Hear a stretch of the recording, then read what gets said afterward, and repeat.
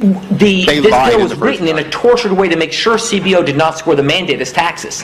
If CBO scored the mandate as taxes, the bill dies. Okay, so it's written to do that. In terms of risk-rated subsidies, if you had a law which said healthy people are going to pay in, it made explicit that healthy people pay in and sick people get money, it would not have passed. Okay, just like lack of transparency is a huge political advantage. And basically, call it the stupidity of the American voter or whatever. But basically, that was really, really critical to getting the thing to pass. And, it's the second best argument. Look, I wish Mark was right. We can make it all transparent. But I'd rather... We now go to Mr. Gowdy. Professor Gruber, what did you mean when you said they proposed it and that passed because the American people are too stupid to understand the difference?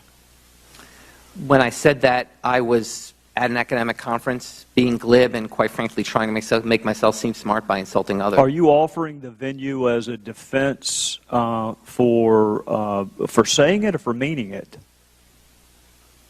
I'm offering it as a defense for using inappropriate and hurtful and inexcusable language to express. Well, what did you mean by too stupid to understand the difference?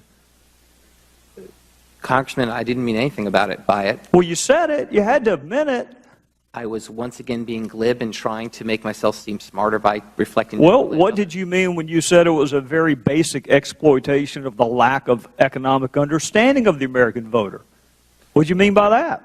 Once again, it's another example of my inexcusable arrogance in trying to insult others to make myself seem smarter. Well, what did you mean when you said the American people don't care about the uninsured? Once again, that was an overstatement of trying to conjecture on political topics in which I'm not an expert. Well, you know what, Professor Gruber, I have listened to you all morning talk about your lack of political acumen and that you're not a politician, so therefore you don't know not to call people stupid. Most of the people watching this morning aren't politicians, and they don't call people stupid. And I can't help but note, Professor Gruber, and another one of your quotes, which I'll read to you, that was politically infeasible. You remember saying that? Yes. So you do like to factor in the politics from time to time, don't you? And also happen to note, Professor Gruber, that usually you insult the American voter, not the American public. So you do factor in politics, don't you? I have tried a number of occasions, pretended that I know more about politics. Do you think not being a politician is a defense? And is that your defense this morning? I mean, I know initially you said that you offered these comments at a conference. I think you meant conferences, plural, but you said conference when you went on a very obscure television show and initially apologized for what you said were inappropriate comments. And now today your defense is that you're not a politician. Is that the best you can come up with? The best I come up with is to really just apologize for an inexcusable. Well, but I want to know, I mean, the pervasiveness of your quotes is so much that it has to be more than that. It has to be more than just an episodic mistake that you made. Well, here, let me keep going. See if this helps you any. What did you mean when you said you wish that you had been able to be transparent, but you'd rather have the law than not? Once again, it was my trying to conjecture about a political process in which I'm not an expert. Well, what did you mean when you said it was written in a tortured way to make sure the CBO didn't score the mandate as a tax? Once again, it was using inappropriate language to try to sound impressive about something to my colleagues. You see a trend developing here, Professor Gruber? I don't understand the question. It's a lot of stupid quotes you've made. That's the trend. A lot of you see them? Inexcusable quotes. Yeah. Right. And again, your defense is that you're not a politician. The lack of transparency is a huge political advantage. Well, what does a non-politician do in talking about political advantages? A non-politician is talking about political advantages to try to make himself seem smarter by conjecturing about something he doesn't really know. So you're a professor at MIT and you're worried about not looking smart enough? Yes. Okay. Well, you succeeded, if that was your goal. Now, I want to ask you, are you sorry, when did you realize that these comments were inappropriate? Because it took you about a year to apologize, so I'm trying to figure out if you realized sooner that they were inappropriate, or was it just the morning before you went on MSNBC that you realized that it was inappropriate? When did you realize that these comments are indefensible and inappropriate? I honestly didn't remember making them.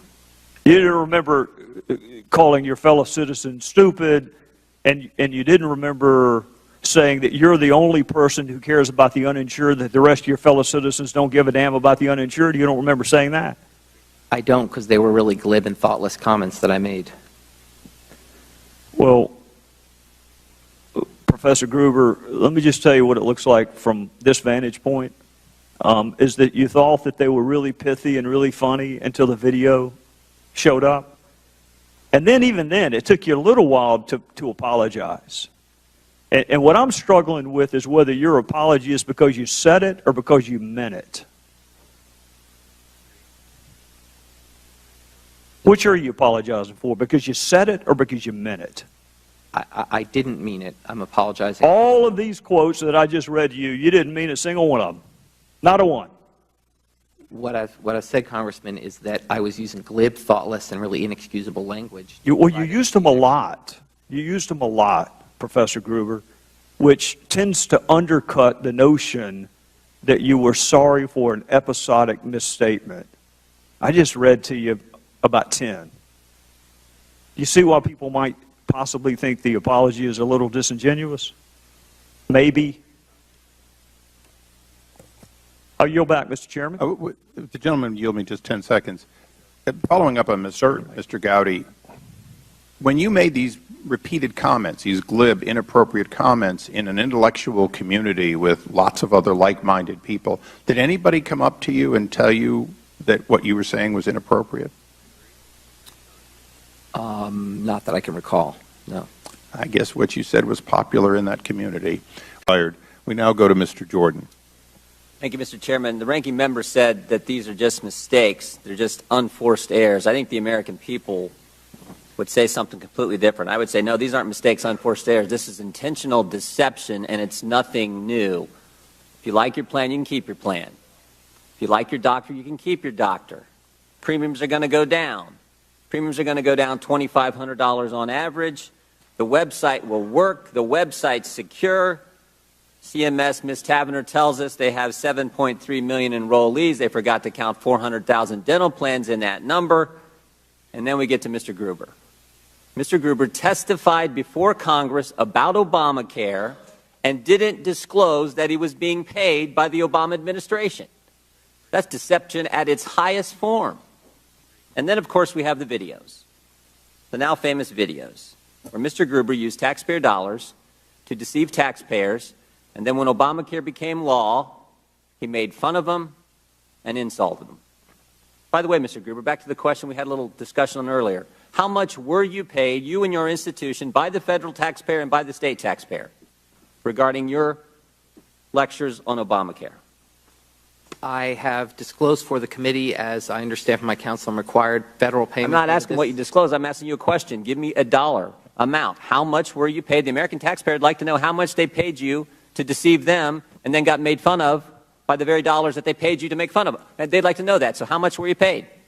As I said, the committee can take that up with my counsel. So you're not going to answer the question? You're under oath? We're asking you a simple question. You come to the committee, we ask the question, you're supposed to answer the question. How much were you paid by the federal taxpayer and the state taxpayer? As I said, the committee can take that up with my counsel. I'd be happy to provide whatever. All right, I got one other The question. gentleman suspend for a moment. Keep my time I want to advise everyone that counsel has said that they're not available to clear up the errors and omissions in the gentleman's truth filing. It does require, our form does require grants, contracts. In other words, we cover all revenue. We only received about $100,000, which is far less than the gentleman's testimony, in disclosures, which were 3 grants. As a result, the gentleman's disclosure is not complete.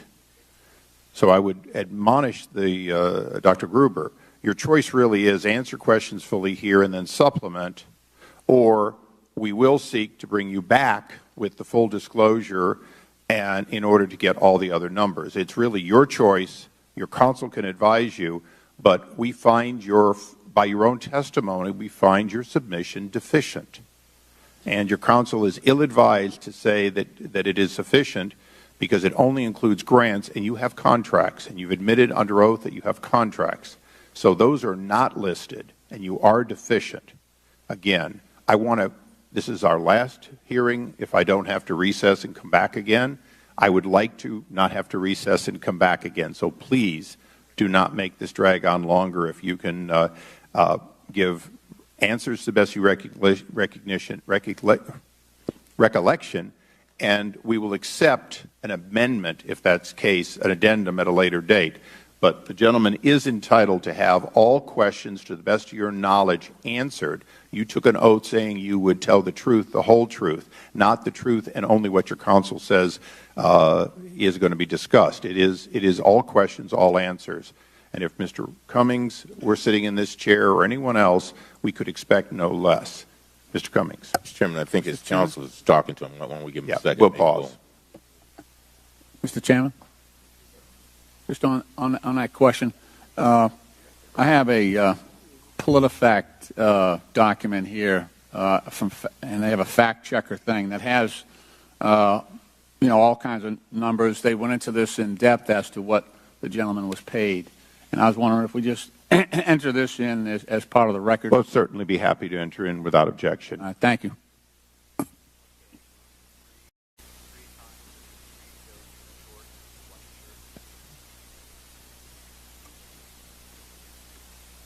The gentleman from Ohio may continue. And I'd ask unanimous consent. You have additional 30 seconds without objection. Well, I think I have a question on the table to Mr. Gruber. I'm waiting for his answer. I was informed that I should report all federal monies received through grants or contracts for this fiscal year and the previous 2 fiscal years. I did that. I've received no federal contracts. I don't care what you were informed, Mr. Gruber. I care about what I'm asking you. And what I'm asking you is how much money did the taxpayers, state or federal, pay you to have you then lie to them? That's what I want to know.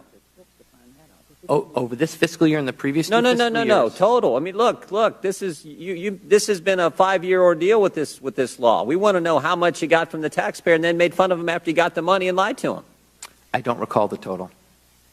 Well, we want that information as quick as we can. Let me switch gears. And Mr. Gruber, in a strange way, I kind of appreciate what you said in the videos because it seems to me for the first time someone came clean and told the truth. You told people you were actually deceiving us. So here's my one question I want to get to. Politico reported that Steve Ratner called you the man when it came to Obamacare. The Washington Post said you were the key architect of Obamacare.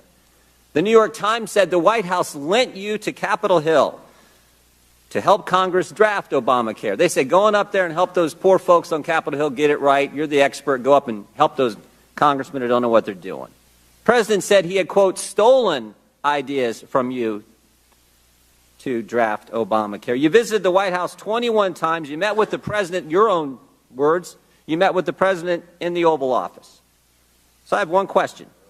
A few weeks ago when the videos surfaced, what was your reaction when the President of the United States said you were just some advisor? Remember, you're the man, you're the architect, been in the White House 21 times, you go to Capitol Hill to help those poor saps get it right.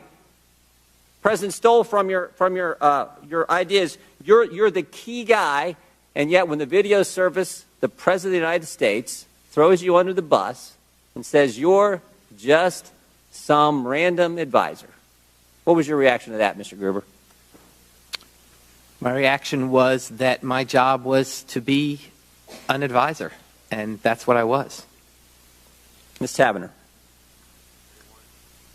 you're currently enrolling people in the federal exchanges. How many people have you enrolled thus far in this enrollment period? I don't have that number before me, but I can get you that number. You don't have that number? Well, even if you did, we might not believe it based on past experience. So let me ask you this. You're familiar with the lawsuit, the court case King versus Burwell? I am familiar with the case. Okay. If the ruling goes against and says what Mr. Gruber said in some of those videos, that in fact those states who have not set up a state exchange can't give subsidies to their enrollees, Have you been explaining to people signing up for Obamacare that, look, this all may change in a matter of months? Have you been letting people know that they might have to pay a lot more in their premiums and, in fact, have a tax liability they don't know that they have today? You got to speak up. Nothing has changed for consumers. They can still come in. No, I'm not. Are you telling people things may change? We got a court case, pretty big case, fundamental question. Are you telling them there might be a change? This is not a closed case.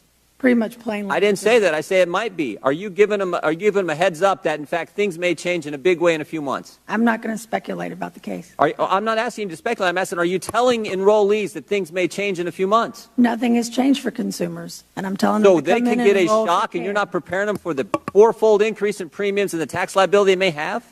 I have told you, consumers should come in, they should sign up, they should enroll. Mr. Chairman, if I could, do you think, Ms. Tavenner, one last question, Mr. Quickly. Chairman.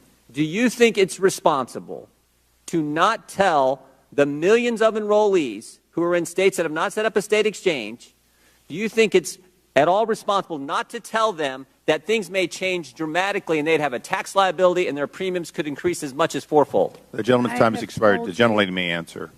I'm sorry? You may answer. The time has expired. Thank You you. may answer. And I have told you this is not a closed case, and I'm not going to speculate.